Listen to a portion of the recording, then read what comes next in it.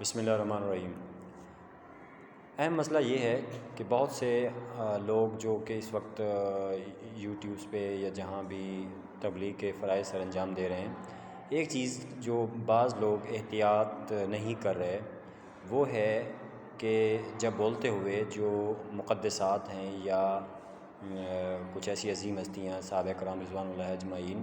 اور تاریخی وہ واقعات جو کہ بہت سے لوگوں نے توڑ مروڑ کے بیان کیے، آگے ان کو توڑ مروڑ کے بیان کیا جاتا ہے۔ اس کی مثال میں دوں گا، جو میں پچھلے دنوں ایک شخص کی ویڈیو دیکھ رہا تھا جو کہ حضرت عثمان رضی اللہ عنہ کے معاملے کو ڈسکس کر رہا تھا کہ حضرت عثمان رضی اللہ تعالیٰ عنہ نے جو ہے جب حضرت ابو ذر غفاری رضی اللہ عنہ کو مدینے سے کچھ باہر علاقے کی طرف منتقل کرنے کا جو ہے مشورہ دیا، اس کو انہوں نے ٹوٹل توڑ مروڑ کے بیان کیا، جس کے اوپر ایک اور علامہ محمد عمران صاحب جو ہے انہوں نے بڑے اچھے طریقے سے اس کو احادیث کی روشنی میں، صحیح احادیث کی روشنی میں پراپر حدیثوں کا ٹیکسٹ شیئر کر کے متن کے ساتھ انہوں نے جو ہے وہ بات واضح کی کہ یہ سراسر بہتان لگا رہے تھے حضرت عثمان رضی اللہ عنہ پہ، اور جس انداز میں حضرت ابو ذر غفاری رضی اللہ عنہ والا معاملہ ہے اس کو جو ہے وہ مس انٹرپریٹ کر رہے تھے، ٹھیک ہے، یعنی غلط اس کی تشریح کر رہے تھے۔ تو اس کی مثال میں یہ دوں گا کہ جب حضرت عثمان غنی رضی اللہ عنہ نے پہلے 4 سال اپنی خلافت راشدہ کے دوران بہت ہی اعلیٰ طریقے سے جو ہے خلافت راشدہ کے جو انتظامات تھے اس کو سنبھالا، اور اسلامی ریاست کے جہاں جغرافیکل ایریے میں اضافہ فرمایا وہاں اسی طرح سے مطلب ہے کہ انہوں نے خلافت کے باقی معاملات کو بھی جو ہے سر انجام دیا۔ لیکن اس کے بعد جو ہے عبداللہ بن سبا اور اس طرح کے لوگوں نے جب دیکھا، یہ عبداللہ بن سبا بیسیکلی یہودی تھا جو کہ ڈسگائز ایز اے مسلم، یعنی اس نے بھیس بدلا ایز اے مسلمان کا، اور وہ پھر جو ہے مسلمانوں کے درمیان اس نے حضرت عثمان غنی رضی اللہ تعالیٰ عنہ کے بارے میں جس طرح کی جو الزامات تھے وہ کس طرح لگائے، جھوٹے الزامات، جیسے کہ یعنی ایسے ایسے الزامات کہ یہ ہم اب او لیول میں ایون اسلامیت میں پڑھاتے ہیں بچوں کو، ورڈ ٹو ورڈ انہیں یاد ہوتے ہیں، اور ان کی ریئلٹیز بھی ہم بتاتے ہیں کہ وہ کیا کیا الزامات تھے، ان کی حقیقت کیا تھی، تاکہ بچے کو دونوں چیزیں پتہ ہوں، ٹھیک ہے۔ اب یہاں پر کچھ یتیم العلم قسم کے لوگ وہ ہیں جو کہ لوگوں کے درمیان اسکالر بنے پھرتے ہیں اور بہت غلط چیزیں پھیلا رہے ہیں، اور میں یہ سمجھتا ہوں کہ یہ واقعی فتنہ ہے، ٹھیک ہے۔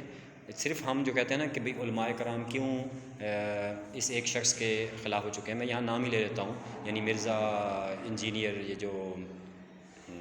جس کو علی بھائی بھی کہتے ہیں، ٹھیک ہے، جیلم والا۔ تو یہ دیکھیں مطلب ہے کہ کم از کم آج تک کسی ہستی نے، چاہے ہمارے جتنے بھی مسالک ہیں، ٹھیک ہے، جتنے بھی مطلب ہے کہ ریلیجیس گروپ ہیں، وہ دیوبندی ہوں، بریلوی ہوں، ایون کہ شیعہ ہوں، ٹھیک ہے، یا اہل حدیث ہوں، ٹھیک ہے، انہوں نے کبھی بھی صحابہ کرام کے معاملے کے اوپر جو ہے نا کوئی ایسی وہ نہیں کی۔ اور اگر کوئی زمانہ جاہلیت کی ماضی میں کچھ جو متن وغیرہ یہ چیزیں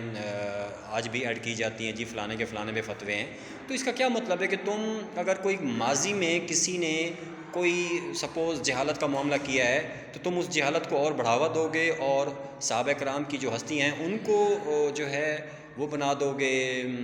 طعن و تشنیع کا ذریعہ، یا نعوذ باللہ ان کو ان کی شخصیات کو ڈسکس کرنا شروع کرو گے مطلب ہے کہ اس انداز میں، تنقیدی انداز میں، تو یہ بڑی جہالت ہے۔ صحابہ کرام کے حوالے سے تو حضور علیہ السلام کی بالکل صحیح احادیث موجود ہیں کہ میرے صحابہ جو ہیں یہ آسمان پہ چمکتے ہوئے ستاروں کی طرح ہیں، تم جس کی اتباع کرو گے ہدایت پاؤ گے۔ تو ہمیں بڑی احتیاط کرنی چاہیے اس معاملے میں، اور اللہ سبحانہ و تعالیٰ نے بھی جب فرما دیا رضی اللہ ورضوا عنہ کہ اللہ ان سے راضی ہوا اور وہ اللہ سے راضی، تو اس طرح کے معاملات کو نہیں چھیڑنا چاہیے۔ اور خاص طور پہ، اور یہاں پہ میں بڑی مثال دوں گا خاص طور پہ،